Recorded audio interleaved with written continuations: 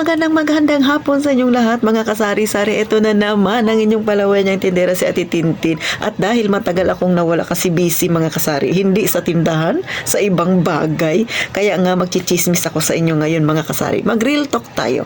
Kaya ikaw na nanood sa akin kung gusto mo ganitong usapan ukol sa problemang tindahan, mga kung ano-anong mga usapin na pwede nating pag-usapan basta ukol lang sa ating negosyo. Abay dito ka na kay Ate Tintin mga kasari. Magre-real talk tayo. At kung tinamaan ka, huwag ka nang mahiya, mag-subscribe ka na sa Palawin Niyang Tindera. Paki-like mo na rin ang aking video mga kasari. At ito na, umpisa na natin ang masaya nating chismis.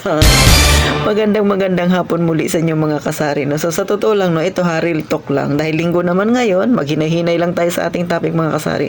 Sa totoo lang, no, ito yung realidad. Itong pagpasok sa akin ng taong 2025 mga kasari, naging maganda naman talaga. Oh, kasi nga medyo malaki yung naging savings na titintin, no? And then syempre, talaga namang yung lahat ng ating pangangailangan ay na-provide ni tindahan sa akin. And then may mga extra pa tayo mga kasari.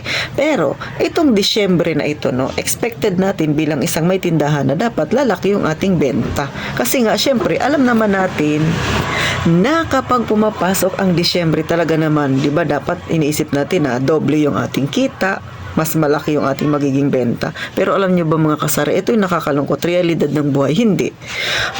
Sa akin, no, hindi ko alam kung sa inyo ganyan, pero sa akin, parang normal lang din na buwan ang Disyembre. Yung nakakalungkot kasi nga, lalo na nung 24, 25, expected dapat na mas malaki talaga yung kita. Dapat 24, kasi syempre, maraming maghahanda niya, no, hanggang hating gabi. Tapos, yung mga tao ay talaga namang gising na gising. Dati kasi dito sa amin, nakasanayan ko, no, kahit hindi ako Catholic.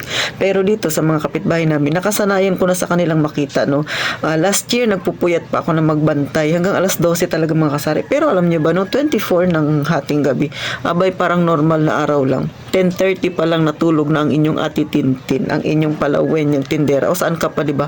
Alam mo ba yung 24 dito sa amin, dati may mga putukan, pagdating ng hating gabi, syempre, sasalubong sa 25, no?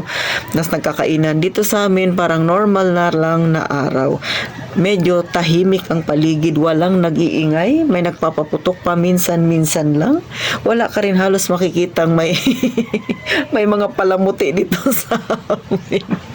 So naisip ko, gano'n na ba talaga katindi yung hirap ng buhay mga kasari? Kasi yung expected mo nakikita ka ng malaki, no, parang normal lang siya na araw.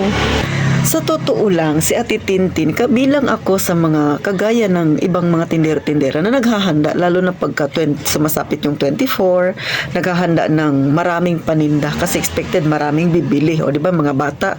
Kasi last year, ganun mga kasari, talaga namang paldo-paldo si Ate Tintin sa mga chicherya, maraming nabili, mga soft drinks. Pero alam nyo ba, nitong Disyembre na to, nitong taon na ito, no? Mga kasari, yung nakaraan lang, ay normal lang talaga yung nabili sa akin, yung pangkaraniwan lang na buwan. So, hindi ko alam kung anong nangyari. Yung aking chichirya, normal lang din ang nangyari. No? Parang wala lang. Dumaan lang yung 24, 25, gano'n mga kasari. At yun ang realidad sa isang may tindahan, no, mga kasari. Minsan inisip natin, kagaya ko, naghanda na ako, no, namili ako ng maraming paninda kasi iniisip ko na pagka 24, maraming mga bata, maraming bibili pagka 25, no. Pero normal lang siya na araw. At yung naging benta ko ay kagaya lang din ng pangkaraniwang araw. So, medyo tumaas lang ng konti, mga ilang daan mga kasari. Pero yung kinita ko ng 24, same lang ng mga nakaraang kinikita din na titintin. So, kita nyo ba? Ang layo na ng mga kasari. So, naisip ko, talagang sobrang hirap na talaga ng ating mundong kinabibilangan ngayon, mga kasari. Hindi ko alam kung ako lang, no? Pero sana sa inyo ay naging maayos ang inyong pagbebenta, mga kasari. So, usaping tindahan ito. Yung mga customer, sa totoo lang napansin ko, yung kanilang binibili lang talaga, mga basic needs, mga kasari, no?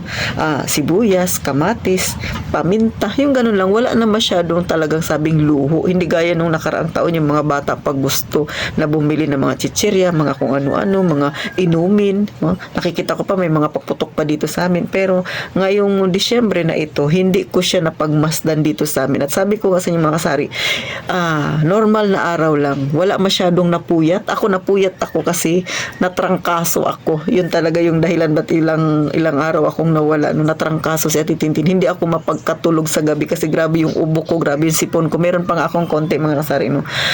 Yun yung dahilan. Kaya napuyat ako. Pero yung puyat dahil sa ingay nung 24 hanggang 25 ay wala. Dahil normal na araw, tahimik, payapang-payapa dito sa amin. Kayo ba? Ganyan din ba sa inyo mga kasari? Ano bang expected mo pagka ikaw ay isang tindera pag sumasapit ang Disyembre? Di ba iniisip mo dapat medyo mas malaki yung benta, dapat mas babawi tayo, lalo na ilang araw na lang, renewhan na naman ng permit mga kasari.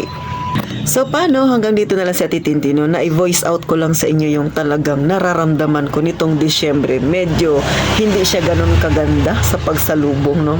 Sana makabawi tayo ngayong pagpasok ng taong 2026. Sana mga kasari nitong New Year bumenta naman si Ate Tintin, no?